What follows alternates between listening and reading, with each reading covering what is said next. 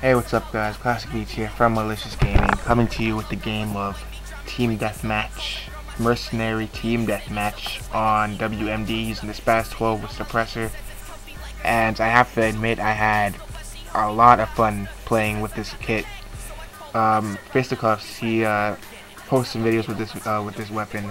The only thing I didn't have with it was Jammer, which is what he uses with it. And just imagine if I actually had the Jammer, how much of a better score I could have got. Because a lot of people they don't use their equipment at all. They just kind of disregard it and say, "Oh, it's just a waste of COD points." It really isn't. The Jammer and the what's the thing called? The motion sensor. They're actually really effective, especially the Jammer. I actually prefer the Jammer over the motion sensor, the claim, or any other piece of equipment that you can buy, because I didn't even know this, but the motion sensor, not the motion sensor, the Jammer, it actually can, if you're in like a 2-story building and you put like the Jammer down on the first floor, it actually covers not only the first floor but the second floor, and the radius for the Jammer is actually a pretty good amount, and it also disables all claymores, camera spikes, motion sensors. I'm not sure if it actually disables other jammers, but I'll have to test that out for myself. But it's if you have the Pt.1, the Pt.1 with Suppressor, it's again a really fun gun to use, because the Suppressor doesn't even affect the Pt.1 stats. So this is actually really laggy on my computer right now. So I record this with my PVR, and the frames aren't just not keeping up. So hopefully, it's gonna look good when I render this out. But the Pt.1 Suppressor, it doesn't affect the Pt.1 stats at all. So you can pretty much run around with the Pt.1 Suppressor and not worry about losing damage or range or anything like that, because everything stays consistent or the same. Like the range is actually very good, and the damage is everything's great.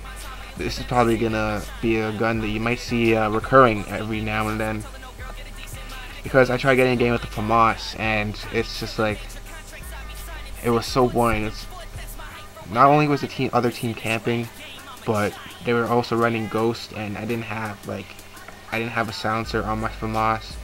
Plus, like, their team was pretty stacked as well. So yeah, I left that game, get into another lobby. I was like, you know what? Fist said that this Pt.1 was pretty good, so you know what? I'm gonna use it, and I kid you not, it's phenomenal. So go out there if you guys are getting bored of the game, or you think it's like stale. Do you think the game's getting stale or whatever?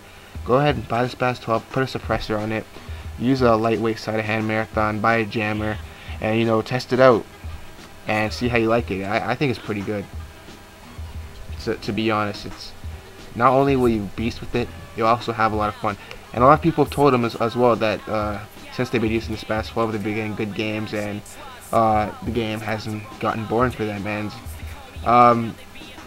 there's also this class generator thing that director at NASA 1, he's been using, and basically it's like a website. What he does is he goes to the website, and it generates a random class for you. So like you can get like an FAL with thermal scope and dual mags or suppressor or something, and it'll list all the kill streaks that you're supposed to use with it, your perk setup, your equipment, tactical grenades, and your lethal grenades. And I've also been thinking about maybe doing a video like that every now and then as well, because I'm trying to keep this game trying to keep the game fresh and more entertaining, because I've been getting frustrated with the Call of Duty series lately. I'm trying to record like a datage, and I'm just getting owned, and my kill death ratio, and even though my kill death ratio in COD 4 is like terrible, it's still suffering, as trying to get sniper clips with an M40A3 is a lot difficult for me now, because Black Ops pretty much made me snipe differently, because now that there's like a sniper sway, or I don't know, his gun sway when you scope in, and it like points to a random spot. It, you know, you have to like use the right thumbstick to like try and you know, deal with that so you can stay on target. Now whenever I play Modern Warfare 2 and COD 4 and I use a sniper rifle, it's like I scope in and then I keep moving my right thumbstick around thinking that the sniper or the gun sway is there when really it isn't. So I gotta try and get out of that, because you know, I've gotten a couple good clips though, but I want to like make one on Saturday or tomorrow or something. I also have a surprise video tomorrow as well, so be sure to check that out as well. But this game is actually wrapping up pretty soon, so I hope you guys enjoyed. I hope you guys go out and try this out, because again, it is a really fun class to use. It might be frustrating at first, but eventually, if you know how to play it with it right, that's how to kind of, if you know how to use it properly, and you get some practice in, it'll turn out really well for you, because you know, obviously different for me. This is the first game I recorded with it, by the way. So, and if you don't believe me, you can go to my recent games. For my player card, go to recent games, Team Deathmatch, WMD 22 and 6, and then you can go there and you'll check to see if it's Spaz 12. The previous game before that was with the FAMAS, and then I got frustrated on that game.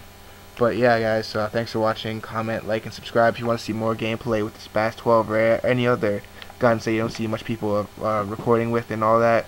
Just leave a comment. So that's the game, guys. Peace.